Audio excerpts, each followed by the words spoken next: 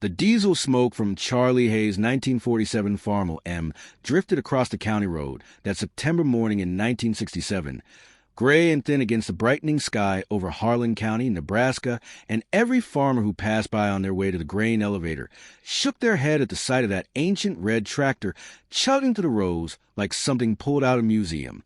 Charlie didn't look up. He kept his hand steady on the wheel, his eyes fixed on the furrow line ahead, ignoring the newer green and yellow machines that roared past it with their enclosed cabs and hydraulic lifts and power steering that made farming look almost easy. His Farmall backfired once, coughed black smoke, then settled back into its rhythm, and Charlie Hayes just nodded like he was having a conversation with an old friend who'd been with him through every drought and every harvest since his father died and left him this quarter section of hard Nebraska clay. Most folks in Harlan County that year were talking about progress. The implement dealer over in Kearney had moved more new tractors in the first 8 months of 1967 than he'd sold in the previous 3 years combined, and every week another farmer would roll into town on a brand new John Deere 4020 or an International 1206 with air conditioning and a radio and enough horsepower to pull twice what Charlie's old Farmall could manage on its best day. The bank was handing out equipment loans like carnival prizes, 5% interest with nothing down, and 7 years to pay, and the salesmen in their short-sleeved dress shirts and skinny ties would stand in the Longhorn Cafe on Saturday mornings and tell anyone who'd listened that the future of farming was here, that the small operator who didn't modernize would be plowed under by 1970, that a man couldn't compete with a 20-year-old tractor when his neighbors were running machines that could work twice the ground in half the time. Charlie Hayes heard all of it.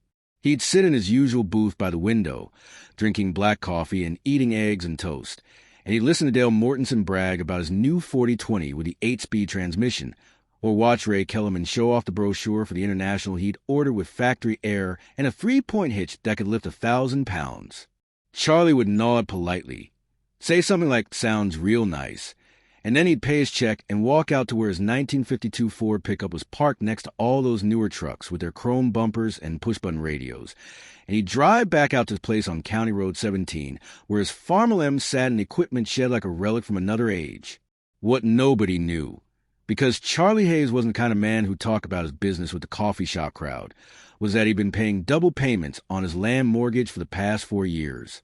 His father had bought the original 80 acres in 1938 with money borrowed from the Farmers National Bank in Kearney, and when he died in 1952 from a heart attack during wheat harvest, Charlie had inherited both the land and the debt. The bank had restructured the loan, given Charlie 20 years to pay it off, and every month since then Charlie had been sending in his payment plus whatever extra he could scrape together from selling hogs or hiring out his time fixing other people's machinery. By September 1967, he owed less than $8,000 on land that was worth at least $40,000, maybe more if corn prices held steady, and Charlie Hayes had made himself a promise the day they lowered his father into the cemetery plot behind a Methodist church that he would own that land free and clear before he turned 40 years old. He was 37 that fall. He had 2 years and 9 months to keep his promise. Now I want you to think about what you would have done if you were in Charlie's position. Watching your neighbors drive past on machines that cost more than your entire farm was worth 20 years ago, listening to them talk about progress and modernization, and competing in the new agriculture economy. And you're still running equipment that was old when Truman was president. Would you have held your ground? Or would the pressure have gotten to you? Drop a comment and let me know. Because what happened next in Harlan County, that autumn would test Charlie Hayes in ways that had nothing to do with horsepower or hydraulics. The first real problem started in late September when Dale Mortensen's new John Deere 4020 broke through the fence line between his property and Charlie's South 40. Dale was running his new moldboard plow, turning under corn stubble and getting ready for winter wheat, and he'd been showing off a little bit, running that 4020 faster than he probably should have. And when he came to the corner of his field, he misjudged the turn, and the plow caught the corner post of Charlie's barbed wire fence and pulled out 30 yards of wire before Dale could get the tractor stopped. The fence post leaned at crazy angles.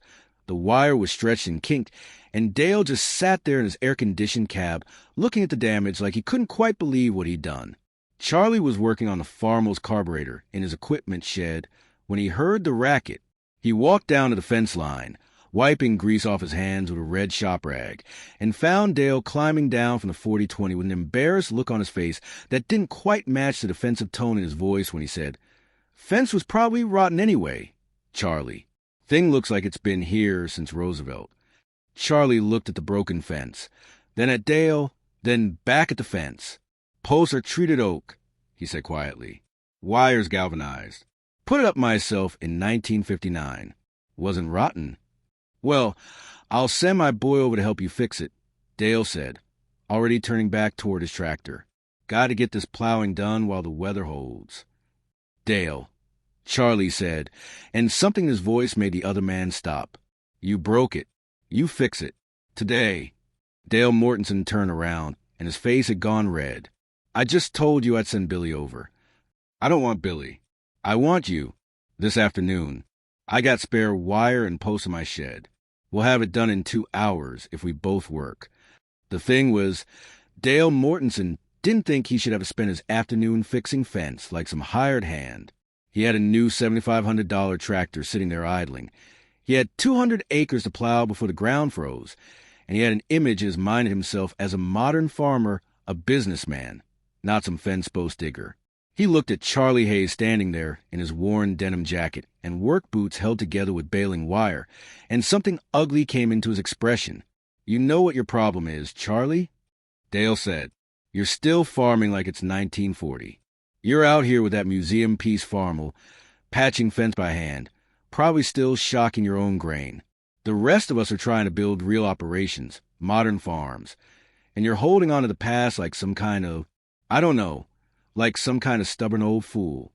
Charlie didn't say anything for a long moment. Then he nodded. "Maybe so. But my fence is still broken and you broke it. I'll expect you around 2 o'clock. He turned and walked back toward his shed, and Dale Mortensen stood there next to his new John Deere, feeling like he'd just been dismissed by the principal, and he didn't like it one bit. Dale never showed up that afternoon. Charlie fixed the fence himself, digging new post holes with a hand auger, stretching new wire with a come-along and fence pliers, working until the sun went down and his shoulders ached. The next Saturday at the Longhorn Cafe, Dale told the story like it was a joke, making Charlie out to be some kind of backward old hermit who couldn't accept that farming had changed, who still thought a man should waste his time on manual labor when there were machines that could do everything faster and better. A few of the other farmers laughed. A few didn't. But the story spread, and by October, Charlie Hayes had a reputation in Harlan County as the man who was too stubborn or too poor to modernize, the last holdout, the farmer who'd be gone in another 5 years when his old equipment finally gave out for good. Charlie heard the talk. He didn't respond to it. He just kept farming his quarter section the way he'd always farmed it, running his Farmall from first light to dusk, fixing what broke, making do with what he had. And every month, he sent in his double payment to the Farmers National Bank, watching that remaining balance drop a little bit lower. Then November came, and the weather turned strange. It started with a warm spell that pushed temperatures into the 60s when they should have been in the 30s, and then the wind shifted to the south and brought up moisture from the Gulf, and by the 3rd week of November it was raining. Steady cold rain that turned the county roads to mud and made the fields too soft to work.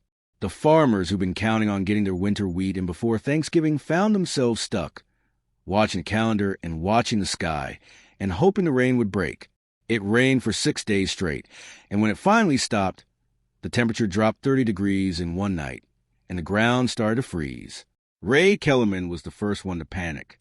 He had 120 acres of winter wheat seed already paid for, sitting in bags in his barn, and if he didn't get in the ground for the first week of December, the whole planting window would close, and he'd have wasted $3,000 on seed he couldn't use.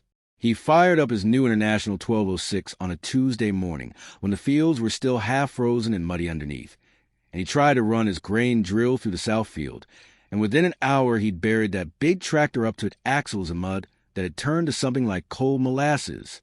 The International sat there, its wheels spinning uselessly, diesel smoke pouring from the stack, and Ray Kellerman had to call the implement dealer in Kearney to bring out a wrecker truck to pull him free.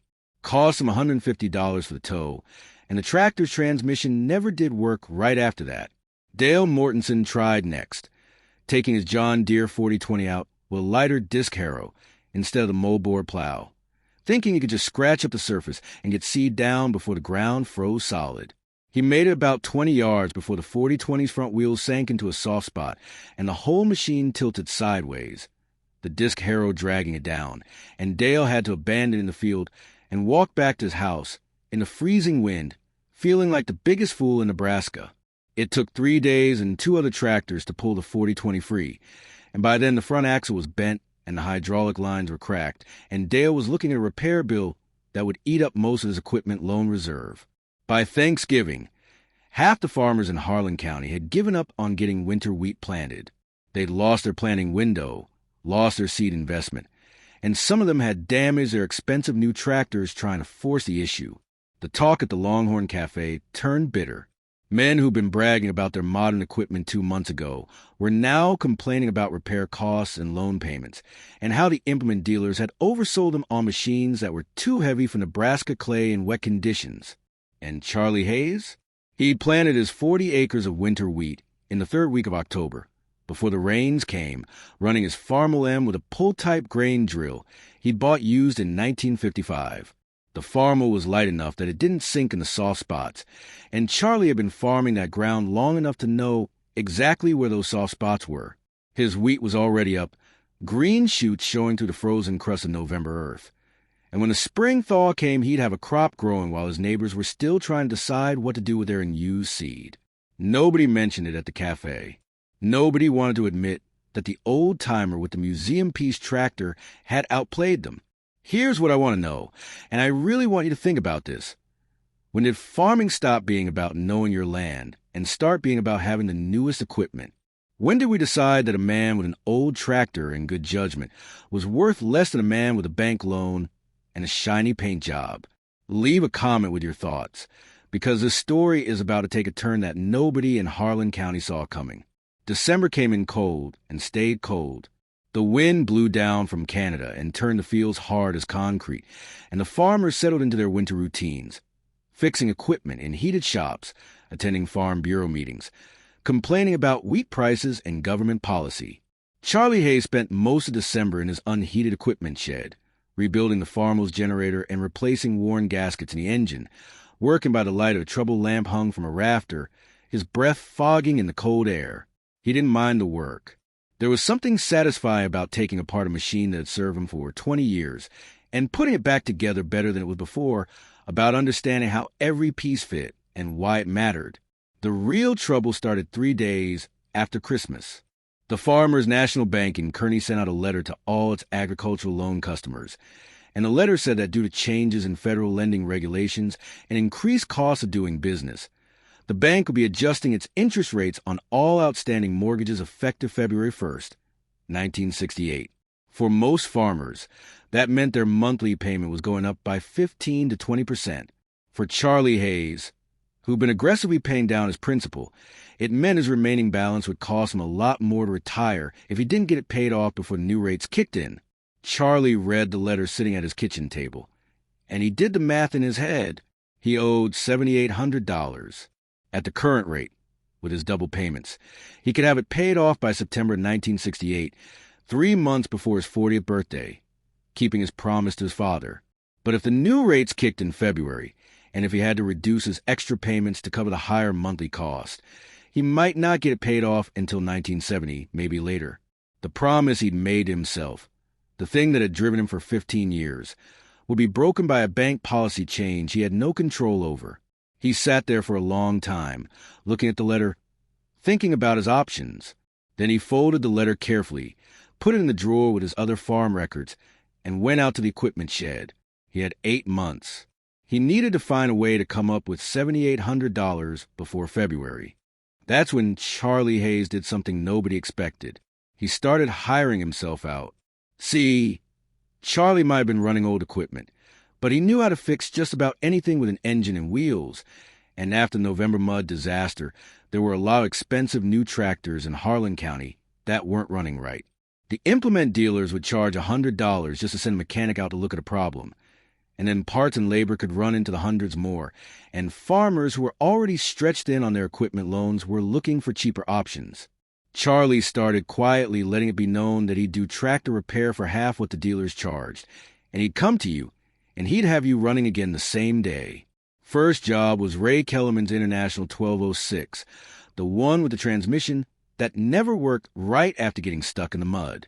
The dealer wanted $800 to rebuild the transmission. Charlie came out on a Saturday morning with his toolbox in the back of his Ford pickup, and he spent 6 hours in Ray's shop.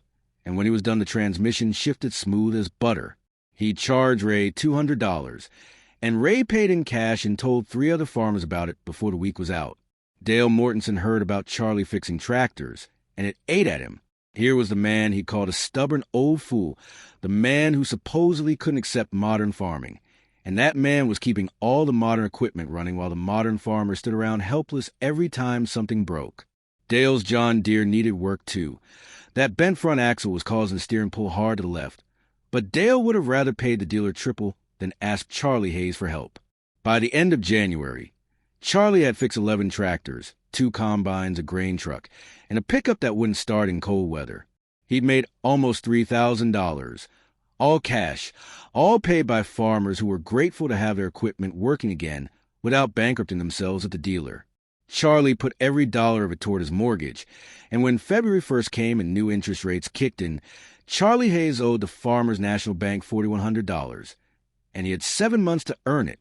He kept fixing equipment through February and March, working 16-hour days, splitting his time between his own farming operation and repair jobs all over Harlan County. The Farmall M ran every day, plowing and disking and harrowing, doing the work of tractors twice its size just by running longer hours and never breaking down. Charlie had rebuilt that tractor so many times he could practically take it apart and put it together blindfolded, and when something did break, he fixed it with whatever he had on hand. A piece of welding rod, a bowl from his coffee can full of salvaged hardware, a gasket cut from an old inner tube. The tractor was held together with ingenuity and stubbornness and intimate knowledge of every bolt and bearing, and it just kept running. By May, Charlie had the mortgage down to $1,800. That's when Dale Mortensen made his move. See, Dale had been watching Charlie all winter and spring, watching him drive around the county in that old Ford pickup, fixing everyone's tractors, making money, earning respect from farmers who used to dismiss him as a relic. And it drove Dale crazy, because in Dale's mind, he was a modern farmer, the successful one, the man with the new equipment and the progressive operation, and Charlie Hayes was supposed to be the failure, the cautionary tale, the guy everyone pointed to as an example of what happens when you don't keep up with the times. But it wasn't working out that way, and Dale needed to do something to prove he was right and Charlie was wrong. So Dale went to the county commissioners with a complaint. He said that Charlie Hayes was operating an unlicensed repair business out his farm, that he was competing unfairly with legitimate implement dealers who had to pay for storefronts and insurance and employee wages, that he was probably violating zoning regulations and tax codes and who knows what else. Dale dressed it up in language about protecting local businesses and maintaining community standards, but what he really wanted was to shut Charlie down, to take away the thing that was letting Charlie succeed, while Dale's own operation was drowning in equipment payments and repair bills. The county commissioners listened to Dale's complaint. Then they sent someone out to talk to Charlie. The commissioner who came out was a man named Ed Winters, a retired farmer himself who'd served on the county board for 12 years. He drove out to Charlie's place on a Thursday afternoon in late May and found Charlie in his equipment shed, replacing the clutch on a neighbor's Alice Chalmers. Ed stood in the doorway for a minute, watching Charlie work, and then he cleared his throat and said, "Got a few minutes, Charlie?" Charlie slid out from under the tractor, wiping his hands on a rag. "Sure, Ed. What can I do for you?" Ed explained about Dale's complaint, about the concerns regarding unlicensed business activity and zoning violations. He was apologetic about it, clearly uncomfortable with the whole situation, but he had a job to do and he was going to do it. When he finished explaining, he looked at Charlie and said, "Now, I know you're just helping folks out, and Lord knows this county needs someone who can fix a tractor without charging an arm and a leg, but technically Dale's got a point. You're running a business here, and there's regulations about that." Charlie nodded slowly. "What do I need to do?" "Well, you need to register as a business with the county, get a tax ID, probably pay some fees." And you'd need to comply with zoning, which means, well, this is agricultural land, Charlie. You can't run a commercial repair operation out here without a variance. And getting a variance means going before the Planning Commission, and Dale's on the Planning Commission. So Dale gets to decide whether I can keep fixing tractors. That's about the size of it. Ed looked genuinely sorry.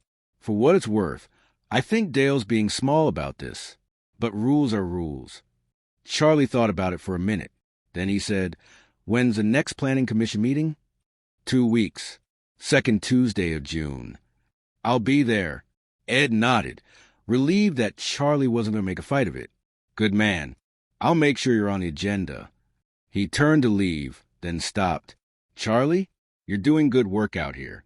Don't let Dale get to you." "I won't," Charlie said. But he knew what this meant.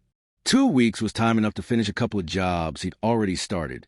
But after that, he'd have to stop taking repair work until the Planning Commission ruled. And that ruling was going to depend on Dale Mortenson's vote. And Dale Mortenson hated Charlie Hayes more than he'd ever hated anyone in his life. Now I want you to think about what you'd do if you were Charlie. You're $1,800 away from paying off your farm, keeping a 15-year promise to your dead father, and the man who's trying to shut you down is the same man who broke your fence and called you a fool. Do you fight back? Do you try to reason with him? Do you find another way? Drop a comment, because what Charlie decided to do would change everything. The Planning Commission meeting was held in the basement of the county courthouse on the second Tuesday of June, 1968. The room was small and stuffy, with folding chairs set up in rows, facing a long table where the 5 commissioners sat. Dale Mortenson was there, dressed in a sport coat and tie, looking official and important. The other 4 commissioners were local business owners and farmers, including Ed Winters, and they all looked like they'd rather be somewhere else. Charlie showed up wearing clean work pants and a button-down shirt, his good boots, his hat in his hands. There were about 20 other people in the room, farmers mostly, men who'd had their tractors fixed by Charlie or who'd heard about the dispute and wanted to see how it turned out. The room smelled like coffee and floor wax and old paper. The commission chairman, a man named Vernon Pike who owned a feed store in town, called the meeting to order and ran through some routine business, approving minutes, discussing a road maintenance issue, hearing a petition about a new grain bin. Then he looked at his agenda and said, "Next item is a zoning variance request from Charles Hayes regarding commercial repair activity at his agricultural property on County Road 17. Charlie, you want to come up and explain what you're asking for?" Charlie stood up and walked to the front of the room. He didn't have any papers or presentation materials. He just stood there and said, "I've been fixing tractors for my neighbors since January, charging about half what the implement dealers charge, helping folks keep their equipment running." Dale Mortenson filed a complaint saying, "I need a commercial variance to keep doing it. So I'm here to request that variance." Vernon Pike nodded. "Thank you, Charlie." "Dale, you filed the original complaint. You want to respond?" Dale stood up, and you could see he prepared for this. He had a folder full of papers, and he launched into a speech about the importance of maintaining proper business standards, about how unlicensed repair operations create liability issues of county, about how legitimate businesses that follow all the rules and pay all the fees and taxes deserve protection from unfair competition. He made it sound reasonable, almost public-spirited, but everyone in that room knew it was personal. When Dale finished, Vernon Pike looked at the other commissioners. "Anyone have questions for either of these gentlemen?"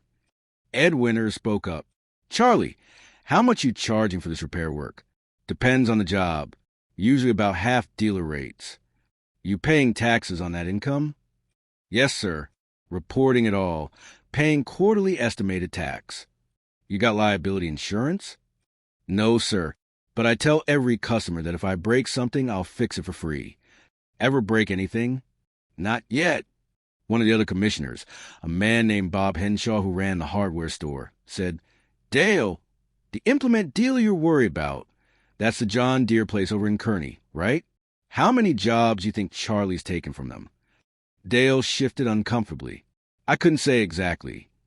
Because seems to me," Bob continued, "most of the folks Charlie's working for couldn't afford the dealer rates anyway. So it's not really taking business from anyone. It's creating a service that didn't exist before." Dale's face was getting red. That's not the point. The point is there are regulations. There are, Vernon Pike interrupted, but there's also common sense. Charlie, I got a question for you. Why are you doing this repair work? You need the money that bad. The room got very quiet. Charlie looked at Vernon Pike, and for a moment he considered lying, making up something about equipment costs or farm expenses. Then he decided these men deserved the truth. My father bought our land in 1938, Charlie said quietly. Borrowed money from the bank to do it. When he died in 1952, I inherited the land and the debt. I promised myself I'd pay it off free and clear before I turned 40. I'm 38 now. I owe the bank $1,800. The repair work is how I'm earning money to make that final payment. Nobody said anything for a moment. Then Ed Winters asked, When you turn 40, Charlie? September 14th. Vernon Pike leaned back in his chair. So you got 3 months to earn $1,800. Yes, sir. Dale Mortensen stood up again, and his voice was sharp. That's a nice story, but it doesn't change the fact that he's violating zoning regulations. His personal financial situation isn't relevant to. Sit down, Dale. Vernon Pike's voice wasn't loud, but it cut through Dale's speech like a knife. Dale sat down, looking shocked. Vernon looked at Charlie. This variance you're requesting, you need it permanent or just through September? Just through September, sir. After that, I'll have the money I need. Won't have time for repair work anyway once harvest starts. Vernon looked at the other commissioners. I don't think we need to debate this much. Charlie's asking for a temporary variance to run a repair business for 3 months so he can pay off his father's mortgage. He's charging fair prices, paying his taxes, and helping his neighbors. I move we approve the variance through September 30th. All in favor? 3 hands went up immediately, Vernon, Ed, and Bob. The 4th commissioner, a woman named Martha Cook, who owned a beauty shop in town, raised her hand too. That was 4 votes, a clear majority. Dale Mortensen sat at the commission table, his face purple with rage, his vote the only one against. The variance was approved. Charlie thanked the commission and walked out of the courthouse, and 20 farmers followed him, and in the parking lot they lined up to ask when he could come fix their equipment. Charlie booked work straight through to the end of September. Enough jobs to earn not just the $1,800 he needed, but another $1,000 on top of it. Dale Mortensen sat in his truck in the courthouse parking lot and watched it happen, and something in him twisted and hardened and turned mean. Now here's where the story takes a darker turn. So if you've been following along this far, hit that subscribe button, because what happens next is going to show you exactly what kind of man Dale Mortensen really was, and exactly what kind of man Charlie Hayes was too. Charlie worked through June and July like a man possessed, fixing tractors in the blazing heat, coming home after dark covered in grease and hydraulic fluid and diesel fuel, eating a cold dinner, and then updating his payment records, watching that mortgage balance drop week by week. By the end of July, he'd paid the bank down to $900. By mid-August, it was $450. He was going to make it. He was going to keep his promise. That's when Dale's John Deere 4020 caught fire. It happened on a Sunday afternoon in the 3rd week of August. Dale had been running the 4020 with a hay baler, working a field of alfalfa that should have been cut 2 weeks earlier, but had been delayed by rain. The hay was dry, maybe too dry, and the afternoon was hot and still, no wind, the temperature pushing 95 degrees. Dale was hurrying, trying to get the field finished before dark, running the 4020 harder than he should have, and nobody knows exactly what failed. Maybe a hydraulic line, maybe a fuel line, maybe just a wire rubbing through insulation after year hard use. But something sparked and something leaked, and suddenly the back of the John Deere was on fire. Dale jumped off the tractor and ran, and that was the right thing to do, because 10 seconds later the fuel tank exploded and the whole machine was engulfed in flames. The fire spread to the hay baler, then to the windrows of dry alfalfa, and within minutes Dale Mortensen had 20 acres of standing hay burning like a torch and a $7,500 tractor melting into scrap metal. The volunteer fire department came out from town, but by the time they got there, the tractor was gone and the fire was running across the field toward Dale's fence line.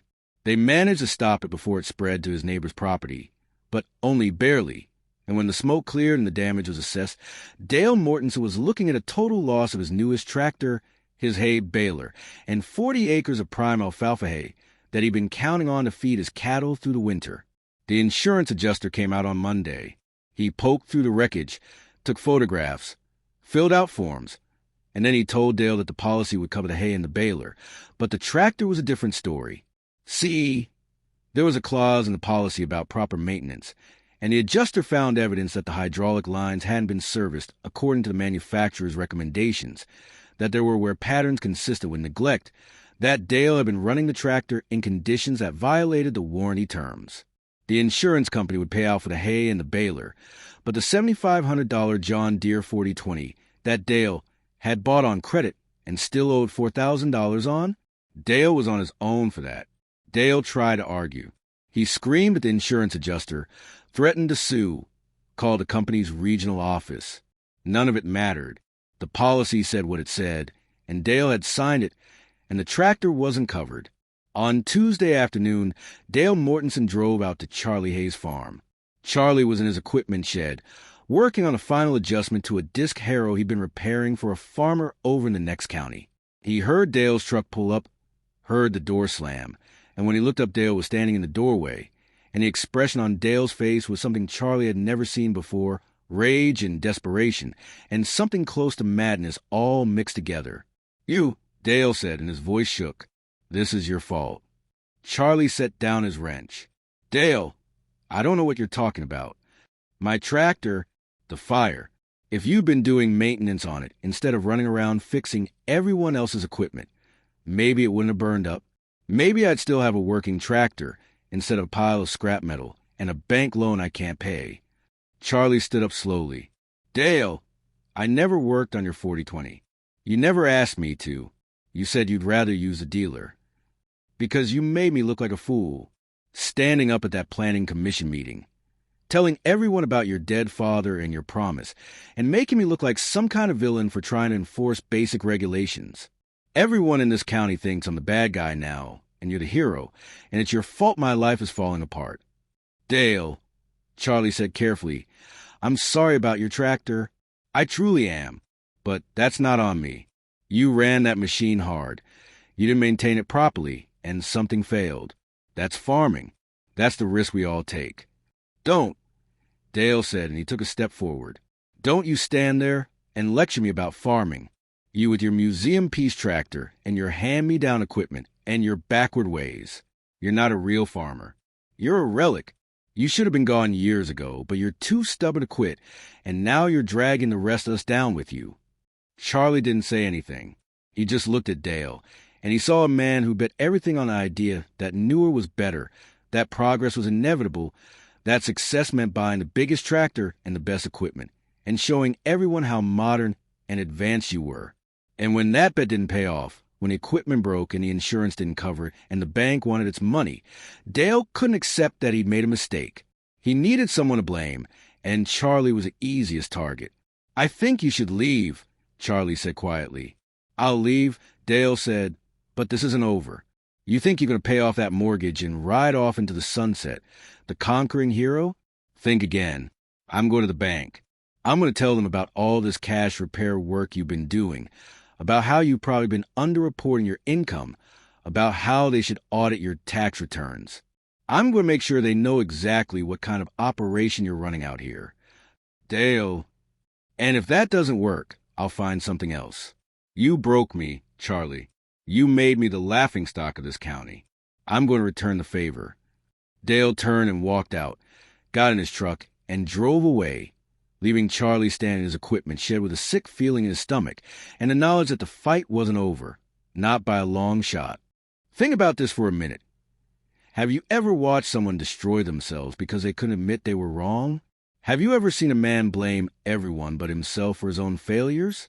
It's an ugly thing to witness, and it's about to get uglier. If you're still watching, leave a comment about whether you think Charlie should have handled this differently, because what happens next is going to test everything he believes about fairness and justice and doing the right thing. Dale Mortensen went to the bank the next day, just like he said he would. He met with the branch manager, a man named Kenneth Hollister who'd been loaning money to farmers in Harlan County for 20 years. Dale told him about Charlie's repair business, about the cash income, about his suspicions regarding tax evasion and unreported revenue. He suggested that the bank should review Charlie's mortgage terms, maybe accelerate the loan, make sure Charlie wasn't using illegal income to pay off his debt. Kenneth Hollister listened to all of it. Then he pulled Charlie Hayes' file and reviewed the payment history, and what he saw was 15 years of consistent, on-time payments, never late, never missed, with increasing amount applied to principal over the past 2 years. He saw a borrower who'd taken a 20-year mortgage and was on track to pay it off in 15, who'd weathered droughts and price crashes and equipment failures without ever asking for an extension or restructuring. He saw exactly the kind of customer every bank wants. Kenneth looked at Dale Mortensen and said, "Mr. Mortensen, I appreciate you bringing your concerns to my attention. However, Mr. Hayes' tax compliance is between him and the IRS, not between him and this bank. His payment history is exemplary. Unless you have specific evidence of fraud or criminal activity, I don't see any reason to alter his loan terms." Dale tried to push. He suggested that maybe Kenneth should look at Dale's own loan situation, his burned tractor, his need for financing to replace it. Kenneth looked at Dale's file, at the maxed-out equipment loans, the past due payments, the insurance claim that hadn't paid out, and he said very politely, "Mr. Mortensen, I think your time would be better spent managing your own financial situation rather than worrying about your neighbors." Dale left the bank feeling humiliated and furious, and that's when he started planning something that would either destroy Charlie Hayes or destroy them both. September came in hot and dry, perfect harvest weather. Charlie finished his last repair job on September 5th and collected his final payment.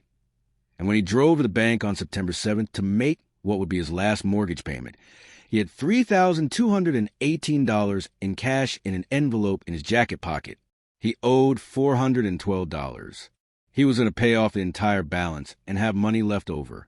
Kenneth Hollister processed the payment personally, stamping the documents, filing the satisfaction of mortgage, shaking Charlie's hand, and congratulating him on an impressive achievement.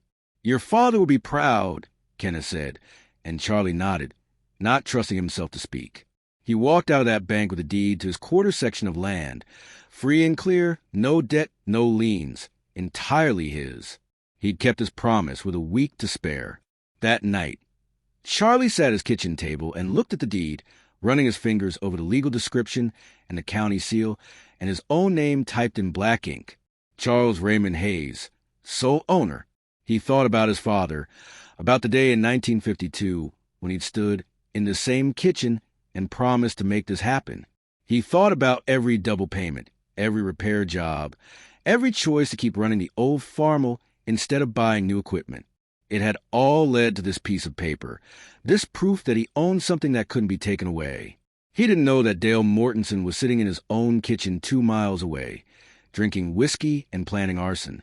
See, Dale had decided that if he couldn't beat Charlie through legal means, if he couldn't shame him or bankrupt him or force him to fail, then he'd just burn him out. It was an insane plan, born of whiskey and rage and desperation. But Dale wasn't thinking clearly anymore. He was thinking about his ruined tractor, his debt, his reputation, and he was thinking about how Charlie Hayes had everything Dale wanted: respect, success, land that was paid for, and it wasn't fair, it wasn't right, and Dale was going to fix it. On the night of September 11, 1968, Dale Mortensen loaded a 5-gallon can of gasoline into his truck and drove out to Charlie Hayes' property around 2 in the morning. The moon was down, the night was dark, and nobody was around to see him park his truck on the county road and walk across the field to Charlie's equipment shed. The shed was unlocked, the way it always was. Dale stepped inside, and in the darkness he could smell diesel fuel and grease and old wood. He could make out the shape of the Farmall M parked in the center of the shed, could see the workbench and the tools, and all the equipment that Charlie had maintained so carefully for so many years. Dale unscrewed the cap on the gasoline can, and he started pouring fuel across the floor, soaking the wooden walls, splashing on the Farmall's tires and engine. He was halfway through the can when the lights came on. Charlie Hayes stood in the doorway of the shed, fully dressed, holding a tire iron in one hand. He looked at Dale, at the gasoline can, at the fuel soaking into the floor, and his expression was absolutely calm.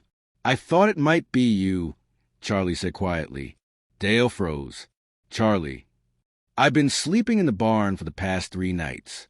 Had a feeling you might try something." Charlie stepped into the shed, and Dale backed up against the workbench. "You can put the gasket down now." "You don't understand," Dale said, and his voice was shaking. "You took everything from me. My reputation, my respect, everything I worked for. I didn't take anything from you, Dale. You did this to yourself. You bought equipment you couldn't afford. You didn't maintain it. You blamed everyone else when it failed. That's on you." "No," Dale said, and he was crying now, tears running down his face. "No, you made me look like a fool. You made everyone think you're better than me. I never said I was better than you. I just made different choices." Dale looked at Charlie, at the tire iron in his hand, at the door behind him. There was no way out except through Charlie, and Charlie wasn't moving. "So what now? You gonna call the sheriff? Have me arrested for attempted arson." Charlie was quiet for a long moment. Then he said, "You got anyone who depends on you, Dale? Wife, kids?" "I've got Billy, my son. He's 17. He help you on the farm?" "Yeah." Charlie nodded. "Here's what we're going to do. You're going to put that gasket in the back of my truck. Then you're going to help me clean up this gasoline. Then you're going to go home. And tomorrow you're going to tell Billy that you need help, that you made some mistakes, and you're going to fix them. You're going to stop blaming other people for your problems. And you're going to start acting like a man your son can be proud of. And if I don't, then I call Sheriff Patterson, and you spend the next 10 years in prison, and Billy runs that farm by himself while you're gone. Your choice." Dale looked at Charlie, and something in him broke. He set down the gasoline can and sat down on the floor and put his face in his hands. Charlie waited. After a while, Dale stood up, and the two of them spent the next hour cleaning gasoline off the floor and airing out the shed. They didn't talk much. When they were finished, Dale got his truck and drove home, and Charlie Hayes went back to the barn and lay down on a pile of hay bales he'd been sleeping on and watched the sun rise through the gap in the barn doors. Dale Mortensen never bothered Charlie again. He sold off most of his land over the next 2 years, paid down his debts, and ended up running a smaller operation with equipment he could afford and maintain. He and Billy worked together, and slowly, Dale started to rebuild his reputation, started to become the kind of farmer he should have been all along. He never apologized to Charlie, never acknowledged what had almost happened that September night. But every time he saw Charlie at the feed store or the cafe, he'd nod, and Charlie would nod back, and that was enough. Charlie Hayes farmed his quarter section for another 30 years, always with paid for equipment, always within his means. He never did buy a new tractor. The Farmall M ran until 1989, when Charlie finally retired it and put it in a museum in Kearney, where it sits today with a plaque that tells the story of the farmer who chose debt-free land over modern equipment and made it work through skill and stubbornness and absolute refusal to quit. Now here's what I want you to think about as we wrap this up. What's really valuable in farming, or in life for that matter, is it having the newest equipment, the biggest operation, the most impressive machinery? Or is it owning your ground free and clear, knowing your craft inside and out, being able to fix what breaks and adapt when things go wrong? Charlie Hayes and Dale Mortensen started out the same year with the same opportunities, farming in the same county under the same conditions. One of them chose to chase progress and modernity. The other chose to master what he had. Only one of them ended up owning his land. I'll let you decide which approach was right. If this story made you think about your own choices, about debt and pride, and what really matters, do me a favor and hit that subscribe button. We got dozens more stories about farmers and small town life, and the hard choices people made in the years when America was still figuring out what it wanted to be. Drop a comment and tell me, would you have done what Charlie did, or would you have bought the new tractor and taken the risk? I really want to know. And if you know someone who needs to hear this story, someone who's dealing with debt, or making hard choices about equipment, or just try to figure out how to farm their own way in a world that's always pushing to keep up with everyone else, share this video with them. Sometimes the old wisdom is the best wisdom, and sometimes the man who gets laughed at for driving the old tractor ends up being the only one still standing when the dust settles. Thanks for watching, and I'll see you in the next one.